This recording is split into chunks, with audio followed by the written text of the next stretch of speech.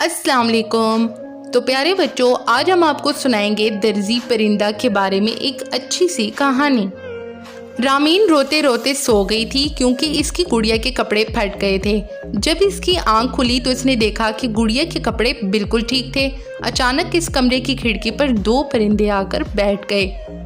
रामीन परिंदों का बहुत ख्याल रखती थी।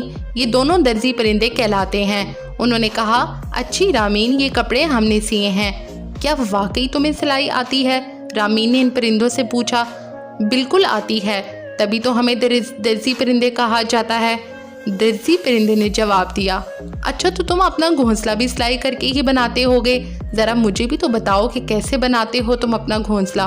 रामीन ने दिलचस्पी से पूछा। मादा परिंदे ने बताया, सबसे पहले तो हम दोनों मिलकर पत्ते जमा करते हैं, फिर मैं अपने पैरों से इन्हें करीब लाकर अपनी तेज चोंच से इनके किनारे मिलाती हूँ और फिर इन पत्तों में सुराख करके मकड़ी के जाले, खुश्क घास फूस, रुई वगैरह को धागे की शक्ल देकर इससे पत्तों को सीती हूँ। सुई कहाँ से लाती हो? रामीन ने अहम सवाल किया। हमारी चोंच लंबी और बारीक होती है, हम इसी से सुई का काम लेते हैं।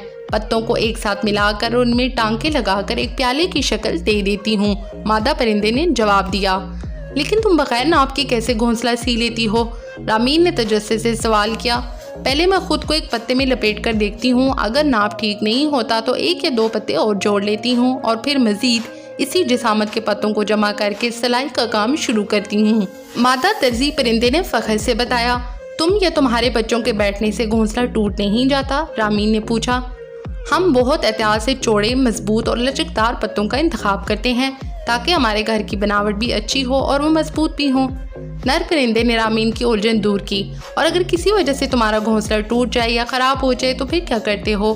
किसी नुकसान या टूट फूट की सूरत में अपने घर की मुरम्मत मैं खुद करती हूँ, मज़ीद पत्ते लाकर या टांके लगाकर इसे जोड़ लेती हूँ, मादा ने फ़खरिया अपने हुनर से आगाह करते हुए कहा।